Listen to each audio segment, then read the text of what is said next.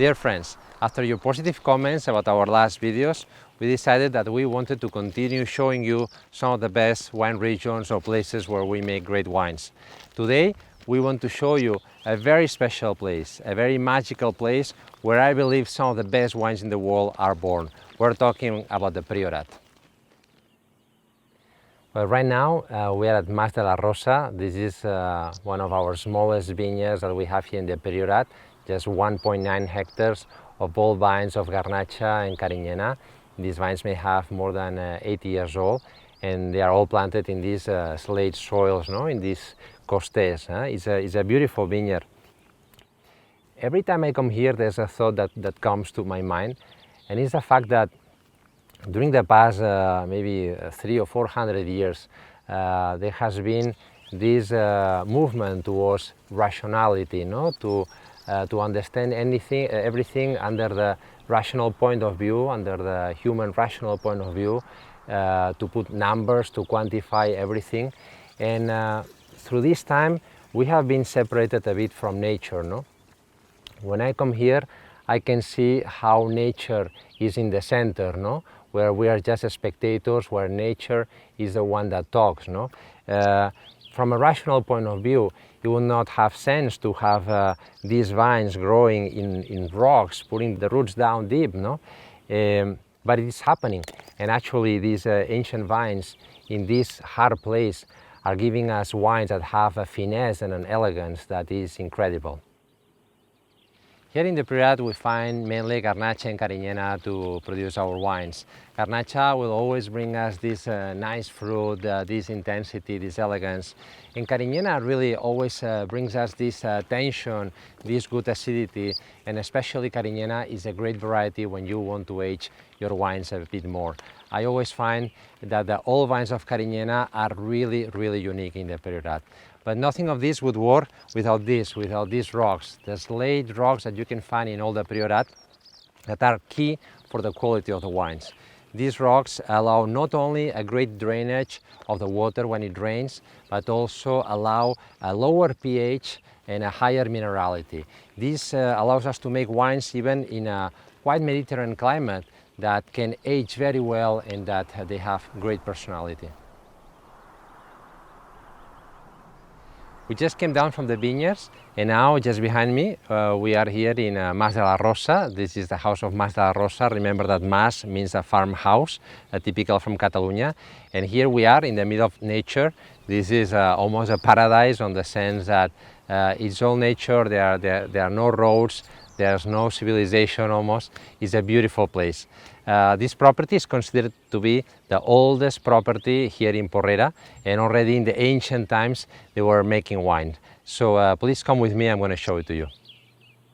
Well, right now we are inside of the house of the Mas de la Rosa, and as you can see we are all surrounded by history with these rocks.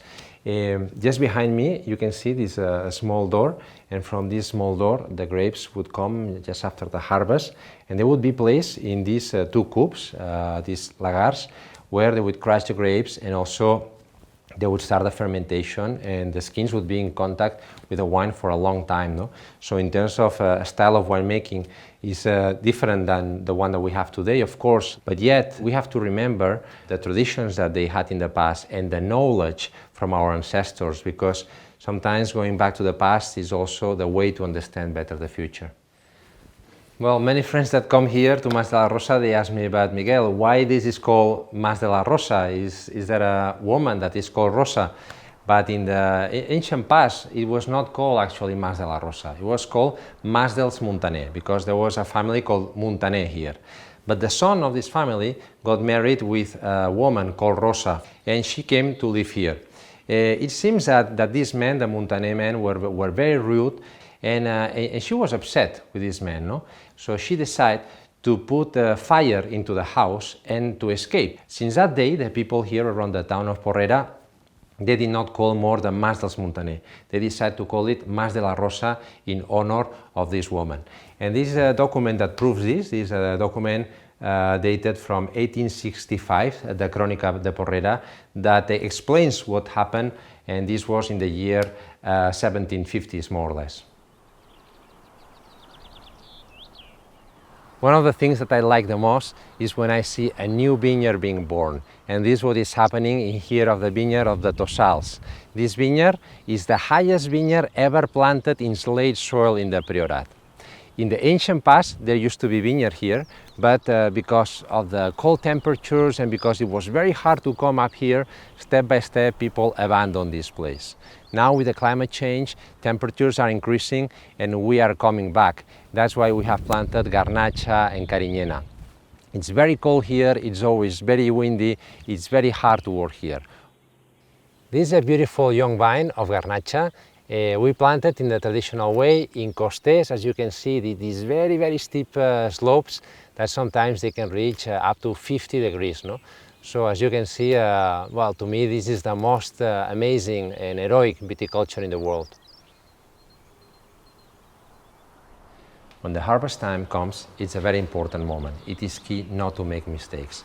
That's why it's important to harvest each vineyard and each parcel at the right time. After that, the grapes will come here into the winery in Lloc, and we will make a second selection by hand to make sure that there is quality in each of the grapes that come to make our wines. It will make the alcoholic fermentation. Each parcel has its own vat with its own size and its own material. Experience has taught us how to make better the fermentation of each of the parcels that we have. And for the second fermentation, for the malolactic fermentation, this is already going to happen in wood.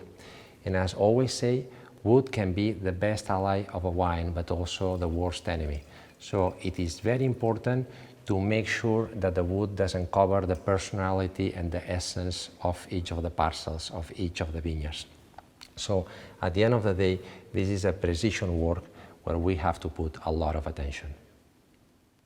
Well, during this time together, I've tried to explain the best I could about the Priorat, about the landscapes, about the vineyards here. But honestly, it is very hard to explain because to understand about the Priorat, you have to come here and to feel it. This is a magical land. This is a place where the time seems to go slower. Seems like the clock stopped many hundreds of years ago. So if you want to really understand it, you have to come here, you have to enjoy it, you have to discover this small paradise in the world that makes some of the finest wines. I hope to see you here very soon. Salud.